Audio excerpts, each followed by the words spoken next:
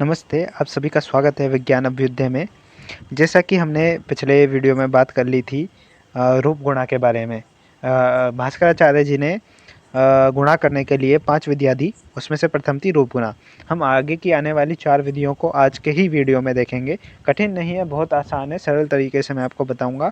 लेकिन कुछ बातों को समझने के लिए आप पिछली वीडियोज़ को भी देखते चलें, लगातार चलते रहें। हम इसको प्लेलिस्ट के रूप में डिज़ाइन करेंगे, तो इससे अच्छा समझ में आता रहेगा। और कोई भी कुछ शंकाएँ हों तो हमें आप व्हाट्सएप पर मैसेज कर सकते हैं। हमने अपना पूरा डाटा डिस्क्रिप्शन में या फिर अबाउट सेक्शन में दिया हुआ है, वहाँ से आप देख सकते हैं।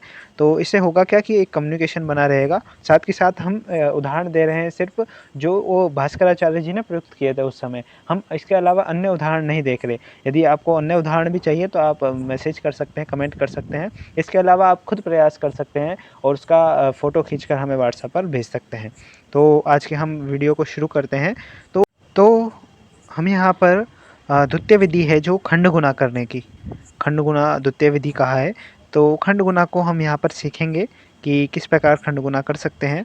तो खंड गुणा आप समझने की कोशिश कीजिए, नाम में ही है खंड गुणा। तो यहाँ पर हम क्या करेंगे, उसको खंड टुकड़ों में बाँट देंगे, टुकड़ों में बाँट देंगे। जैसे समझिए आप, हमने पिछले उदाहरण में 135 से 12 का गुणा किया था, तो हम 12 को 2 खंडों में बाँट दें। आप देखिए कि कई तरीके से ये तरीके होंगे, लेकिन सबका मूलभूत सिद्धांत एक होगा। कुछ ज़्यादा अंतर नहीं है, लेकिन तरीके अलग-अलग हैं। आप अपनी सुविधा के अनुसार कोई सा भी इस्तेमाल कर सकते हैं। हम जैसे उदाहरण के तौर पर देखें, तो यहाँ पर इन्होंने 8 और 4 में 2 खंड कर दिए। तो यहाँ पर उन्होंने पूरी बात पढ़ी है, क्या लिखा है कि खंड कर दीजिए, उतने ही जगह गुणय को धरकर नीचे रखते हुए गुणक के खंडों को अलग-अलग गुणा करके जोड़ दें। तो जोड़ना भी है। तो हम क्या करेंगे, हमने 12 को 2 खंडों में जोड़ दिया, 8 और 4 में। तो 135 का गुणा पहले हमने 8 से किया और 135 का गुणा हमने 4 से किया, है ना? तो इसके बाद जो इसका उत्तर आया और जो इसका उत्तर आया, दोनों को जोड़ देंगे तो हमारा उत्तर आ जाएगा, जैसा कि आप उदाहरण में स्पष्ट रूप से देख सकते हैं, जैसा यहाँ पर दिया हुआ है। तो हम आगे बढ़ते हैं अपने द्वितीय मेथड पे। तो यह तरीका अपेक्षाकृत विभाग जो गुणा है, ये सरल भी है देखा जाए तो, और आसान भी है। कई तरीके से आप कर सकते हो, तरीका वही है। तो यहाँ पर हम क्या करेंगे कि आप देखिए कि अब इसको कर कैसे रहे हैं, आप इस तरीके को समझिए। वहाँ पर हमने 2 खंड किए, है ना? और 2 खंड को हमने जोड़ दिया, लेकिन यहाँ पर जोड़ना नहीं है। यहाँ पर क्या हुआ, उनके विभाग कर दिए। जैसे हम लघुत्तम समापवर्तक लैसे बोलते हैं जिसको, उसी तरीके से इसको कर सकते हैं थोड़ा बहुत, लेकिन थोड़ा सा और समझें इसको। तो इस रूप में है ये कि हमने जो हमारा गुणक है, यानी जिससे हम गुणा कर रहे हैं, उसमें किसी भी संख्या का भाग दिया। जैसे हमने 4 का दिया तो आया 3, और ये पूरा निशेष बच गया, पूरा खत्म हो गया। तो हम 4 का गुणा और 3 का गुणा यदि हमारे जो गुणेय है यानी 135 है उसमें करेंगे तो वही उत्तर आएगा। अब जैसे देख रहे हैं, हम 12 को तोड़ सकते हैं, हम सीधा भी कर सकते हैं, भाग देने की ज़रूरत नहीं है। हम जानते हैं कि 4 इंटू 3, लेकिन यदि बड़े उदाहरण हो तो हम वहाँ पर इन चीज़ों का, जैसे 625 हो तो हम इसका 25 गुणा 25 लिख सकते हैं। इस तरीके से मतलब बहुत अच्छे से इस्तेमाल किया जा सकता है। हम अलग-अलग तरीक़ों में इसका इस्तेमाल कर सकते हैं। तो लेकिन अब आपको, क्योंकि मैं ज़्यादा इसलिए नहीं समझा रहा हूँ क्योंकि चीज़ें वही हैं। अब 12 इंटू 135 लिखें या फिर 3 इंटू 4 इंटू 135 लिखें, तो इसमें कोई ज़्यादा अंतर है नहीं, दोनों चीज़ें बराबर हैं। लेकिन यदि आपको तरीका बता रहे हैं, तरीका क्या है कि आप भाग दीजिए उसमें, और जब पूरा भाग चला जाए, निशेष बच जाए, तो उन दोनों का आप गुणा कर सकते हैं। तो इस तरीके से विभाग गुणा हो गया। तो ये इसी में आगे बताया गया है इसको। अब है स्थान गुणा अगली विधि है। अब स्थान गुणा में क्या करना है, देखिए अभी ज़्यादा ये जो विधि है, यह बहुत यूनिक विधि है। ये आपने शायद ही कभी सुनी हो, क्योंकि मैंने अपने जीवन में ये विधि नहीं सुनी। तो आपको इसको जानकर बड़ी हैरानी होगी, स्थान गुणा को। तो आप इसको समझिए। तो इसमें कहा क्या गया है, गुणक है जो, जिससे गुणा कर रहे हैं, उसके पहले एक स्थानीय अंक है जो पहला एक स्थानीय, जैसे मैंने आपको बताया था, जैसे 100 है तो ये एक स्थानीय, ये है 10 स्थानीय और यह शत स्थानीय। तो यहाँ पर एक स्थानीय अंक से, फिर 10 स्थानीय अंक से, और यदि और भी हैं अंक तो इस प्रकार उसको क्रमतः गुणक के अंकों को गुणे से गुणा करते जाएंगे। हाँ जी। तो और बाद में उनको क्या करेंगे, हम जोड़ देंगे। अब आप देखिए, अब इस विधि को मैं आपको बहुत आराम से और तरीके से समझाऊंगा, क्योंकि वास्तव में ये बहुत यूनिक तरीका है, और आप देखेंगे कि ये वास्तव में बहुत तेज़ी से गुणा करने का भी एक मेथड साबित हो सकता है। तो हम 135 गुणा 2 करें तो हमारा आता है 0 1 7 2, ठीक है। वहीं हम 135 से गुणा 1 का करें, जैसे हमारा 12 था तो 12 इसका किया तो 135 ही आ गया। अब देखिए प्रथम अंक क्या था, जो प्रथम स्थानीय है वो था 2 और द्वितीय स्थानीय था 1।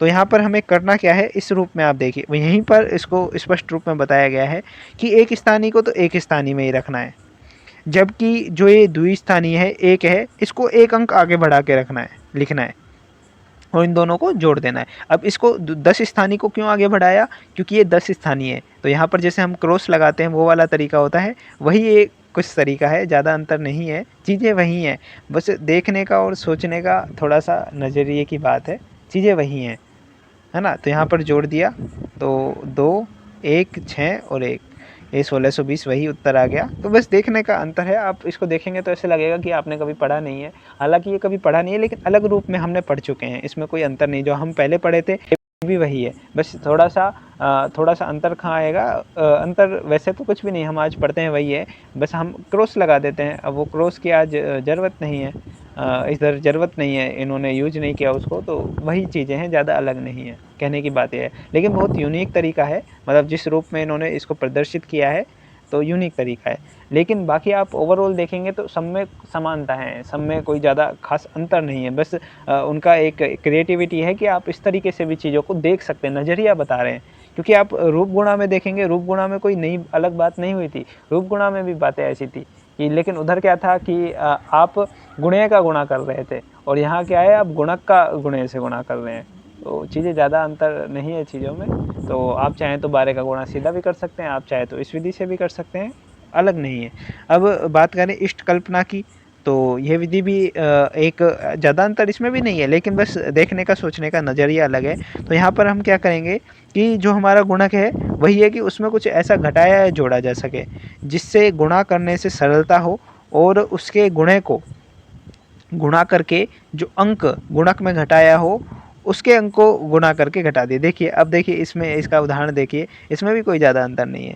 यहाँ जैसे हमने खंड गुणा में खंडित किया था, यहाँ पे भी ऐसे ही कर सकते हैं। एक इष्ट मान लिया हमने 10, है ना, तो उस रूप में हमने 12 में से 2 घटा दिया तो 10 और 2 हमारे पास 2 संख्याएँ आ गई।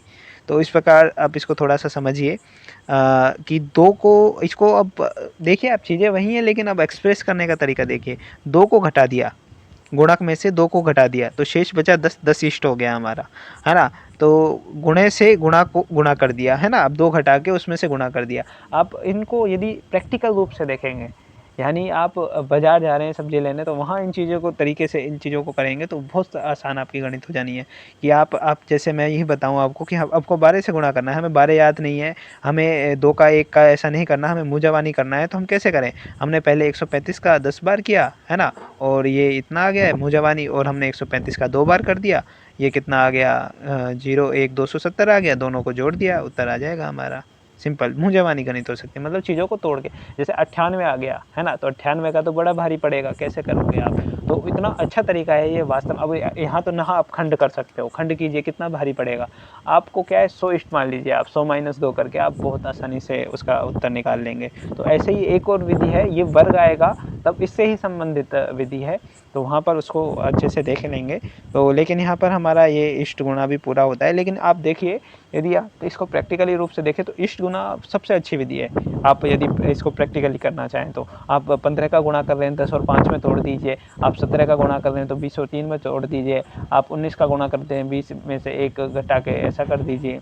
मतलब हमें करना क्या है, उसी रूप में करना। आप एक बात याद रखिए, यदि आप घटाएंगे, जैसे 12 है तो हमने 10 + 2 लिखा इसको, लेकिन यही यदि 8 है हमने 10 - 2 लिखा है, तो उसको हमें घटाना पड़ेगा। इस रूप में आप देखिए, आप प्लस करेंगे तो आप जोड़ेंगे, यदि आप माइनस करेंगे तो आप घटाएंगे, इस रूप में हमें याद रखना है। तो यह हमारा गुणा वाला पोर्शन लीलावती में से पूरा होता है। लेकिन आप चीज़ें देखिए कितने बेसिक से शुरू करके और कितने अच्छे तरीके से चीज़ें समझाई गई हैं हमें, मतलब काफ़ी अच्छे तरीके से इसको वो कोशिश कर रहे हैं लीलावती को सिखाने के लिए। एक ही चीज़ है लेकिन उन्होंने लीलावती को उसको 5 तरीके से सिखाया, जिससे अंडरस्टैंडिंग बढ़े, जिससे वो उसे प्रैक्टिकल रूप से कर सके, जिससे वो समझ सके। तो वही हम आपको समझाना चाह रहे हैं, इसलिए इस मेथड में कोई पाँचों मेथड में कोई ज़्यादा भिन्नताएं नहीं होकर भी हमने पाँचों को समझाया है ठीक से।